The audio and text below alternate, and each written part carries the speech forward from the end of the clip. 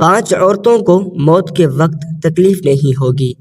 ایسی 5 عورتیں جن کو موت کے وقت تھوڑی سی بھی تکلیف نہیں ہوگی، وہ خوش نصیب 5 عورتیں ہیں۔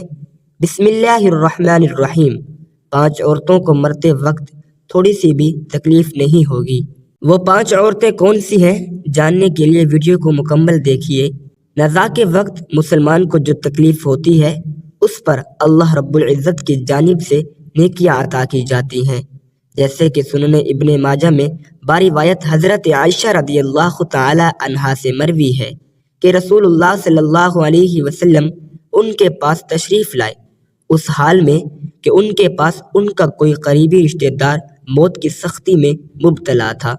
رسول اکرم صلی اللہ علیہ وسلم نے مشاہدہ فرما کر حضرت عائشہ رضی اللہ تعالی عنہا سے فرمایا، اپنے رشتہ دار پر غمگین نہ ہو، اس لیے کہ یہ اس کی نیکیاں ہیں۔ نیز حضرت عائشہ رضی اللہ تعالی عنہا سے ہی اس مضمون کی روایت ہے کہ جب رسول اللہ صلی اللہ علیہ وسلم کی وفات کی تکلیف میں نے دیکھی، اب میں کسی مسلمان میت کی حالت نزا کی تکلیف کو اس کے حق میں برا نہیں سمجھتی۔ بس مذکورہ حدیث سے معلوم ہوتا ہے کہ نزا کے وقت ہونے والی سختی مرنے والے کی بدعمالیوں کا ہرگز نتیجہ نہیں ہوتی۔ مسلمان کے حق میں اس پر اجر و ثواب اور گناہوں کی معافی کی ہی امید رکھنی چاہیے۔ ناظرین، 5 عورتوں کو مرتے وقت تکلیف نہیں ہوگی۔ حضرت سیدنا عثمان غنی رضی اللہ تعالی عنہ نے فرمایا تھا، دنیا میں 5 لوگ ایسے ہیں جن کو مرتے وقت تکلیف نہیں ہوگی، ان کی روح آسانی سے نکلے گی۔ حالت نزا میں انسان کی آدھی روح اندر ہوتی ہے اور آدھی روح باہر ہوتی ہے، اور بندہ تکلیف میں ہوتا ہے۔ اس وقت انسان کو پیاس اتنی لگتی ہے کہ انسان یہ چاہتا ہے کہ سمندر کا پانی پی جاؤں، اور اگر بلا فرض 7 سمندروں کا پانی وہ پی بھی جائے، پھر بھی اس کی پیاس کبھی ختم نہیں ہوگی۔ روح نکلتے وقت انسان کو جو تکلیف ہو رہی ہوتی ہے وہ ناقابل بیان ہے۔ حضرت سیدنا عثمان غنی رضی اللہ تعالی عنہ نے فرمایا، یہ 5 لوگ ایسے ہیں کہ انہیں مرتے وقت ذرا بھی تکلیف نہ ہوگی، یعنی موت آسانی سے ہوگی اور بغیر تکلیف کے ہوگی۔ پوچھا گیا کہ جناب وہ کون سے 5 لوگ ہیں جنہیں موت کی سختی میں بھی نرمی میسر ہوگی؟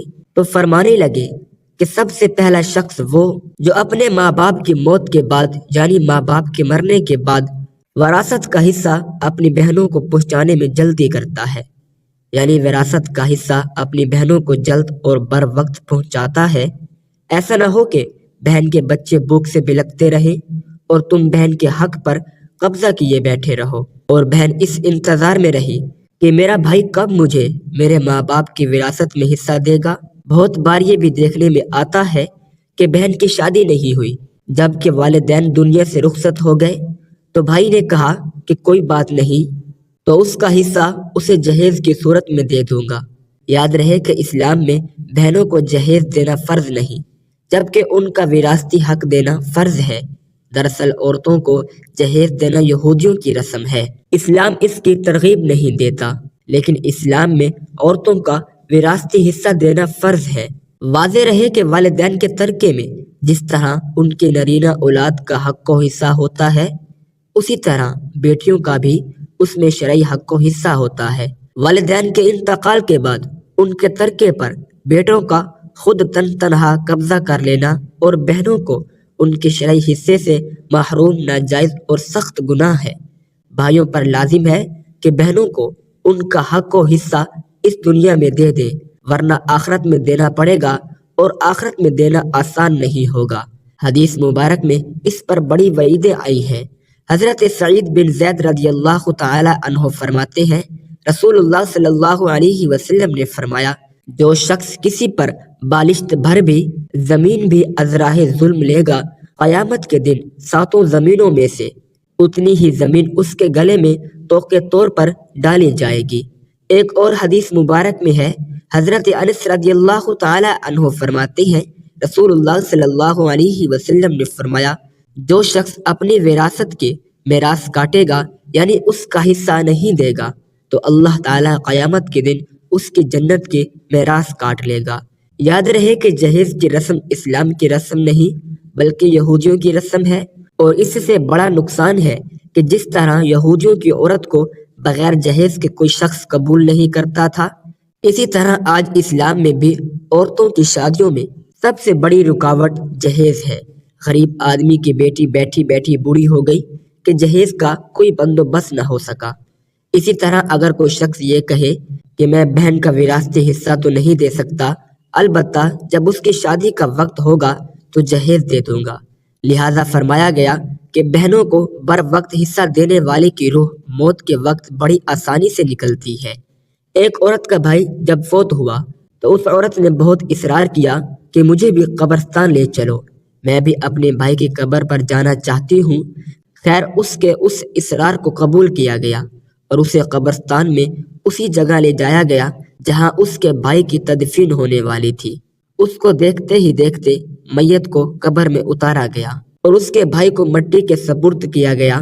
جب دعا کی باری آئی تو تمام عزیز و وقارب کے سامنے اس کی روتی ہوئی بہن نے آسمان کی جانب اپنے ہاتھ اٹھائے اور آسمان کی جانب دیکھا، اس کا دل رو رہا ہے، آنکھیں چشم چشم برس رہی ہیں۔ اس نے ایک ایسی دعا کی کہ لوگوں کے مردہ ضمیروں کو جگا دیا۔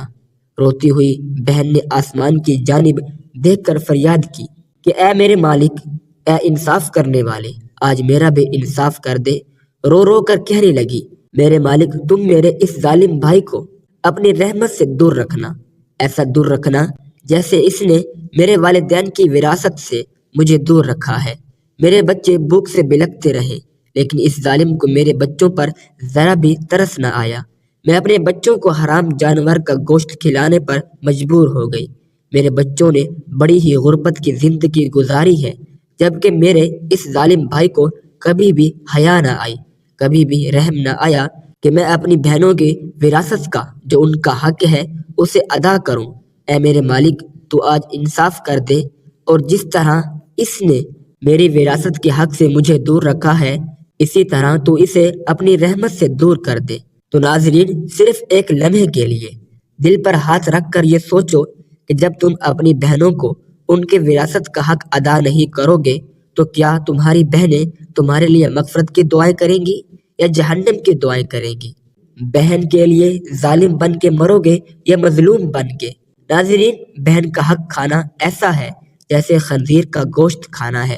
دوسرا وہ شخص جس کی روح مرتے وقت بڑی ہی آسانی سے نکلے گی، فرمایا کثرت سے صدقہ کرنے والا شخص، یعنی ایسا شخص جو اللہ کے رسول صلی اللہ علیہ وسلم کی رضا کے لیے اپنے مال و دولت میں سے یوں صدقہ کرتا ہے کہ جب وہ اپنے ایک ہاتھ سے کسی کو دیتا ہے تو دوسرے ہاتھ کو پتہ بھی نہیں چلتا۔ یعنی دوسرا انسان وہ ہے جو کثرت سے صدقہ کرے گا تو اس کی موت کے وقت اس کی روح آسانی سے نکلے گی اور جان گیری کا عمل اس لیے تکلیف دہ نہیں ہوگا۔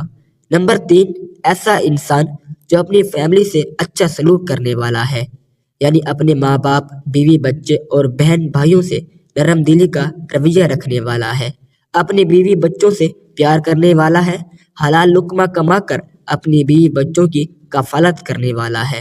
بزرگان دین فرماتے ہیں کہ جب رزق تنگ ہونے لگے تو دسترخوان کو وسیع کر لیا کرو، یعنی اپنی بیوی بچوں پر خرچ کرنا بھی صدقہ ہے، انہیں کھلانا بھی صدقہ ہے۔ لہٰذا ایسا شخص جو اپنی فیملی پر خرچ کرتا ہو اور ان سے حسن سلوک کرتا ہو تو جب وہ دنیا سے رخصت ہوگا تو اس کی روح نکلنے میں آسانی ہوگی اور اسے کوئی تکلیف نہ ہوگی۔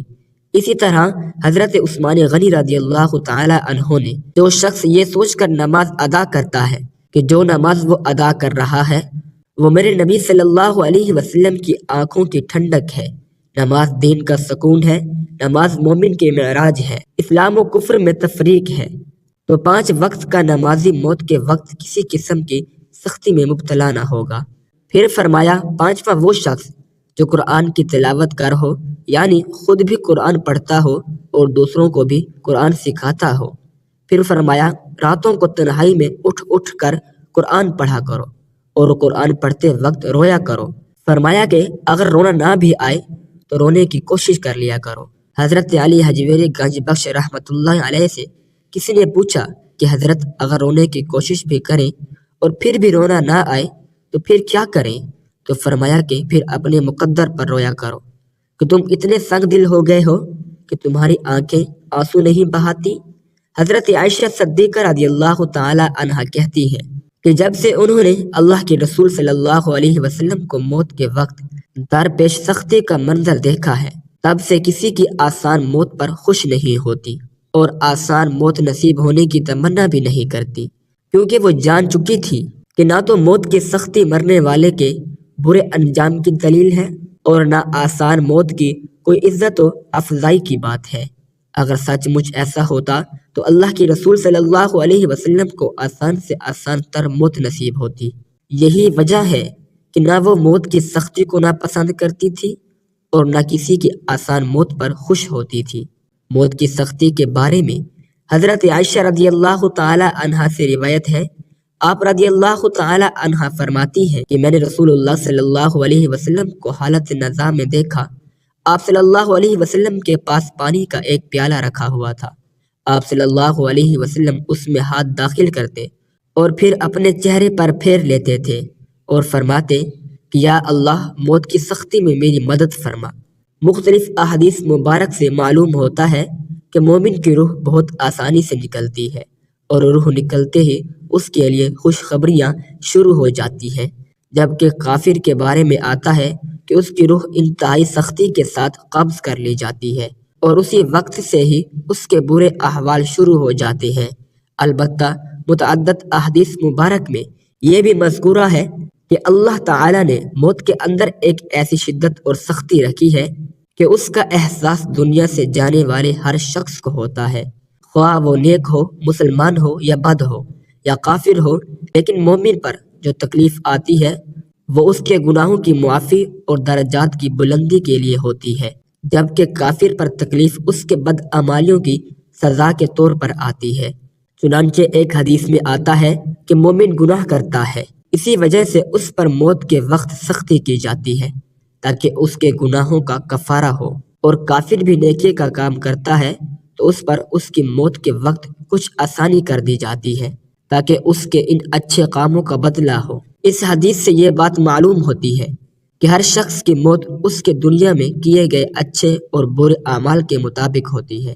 تاہم حضرات علماء کرام اور محدثین رحمہ اللہ نے یہ لکھا ہے کہ مومن کو جو بھی تکلیف ہوتی ہے، خواہ وہ تکلیف اس کے گناہوں کی بخشش کے لیے ہو یا اس کے درجات کی بلندی کے لیے ہو، وہ حالت نزاع عین روح نکلتے وقت سے پہلے ہوتی ہے، اور جب اس کی روح نکل رہی ہوتی ہے تو اس وقت اللہ تعالیٰ اس کی تمام تکلیفوں کو دور فرما کر سہولت اور آسانی سے روح قبض کر لیتے ہیں اور آنے والے مراحل بھی آسان فرما دیتے ہیں۔ واللہ اعلم۔ اللہ پاک سے دعا ہے کہ ہم سب مسلمانوں کی موت کے وقت کی سختیوں کو دور فرما کر ہمارا خاتمہ ایمان پر نصیب فرمائے، آمین۔ امید کرتا ہوں کہ آج کی تحریر آپ کو ضرور پسند آئی ہوگی۔ مزید اچھی تحریروں کے لیے ہمارے چینل کو سبسکرائب کریں۔ شکریہ۔ اپنا بہت خیال رکھنا، دعاؤں میں یاد رکھنا۔ اللہ حافظ۔ السلام علیکم ورحمۃ اللہ وبرکاتہ۔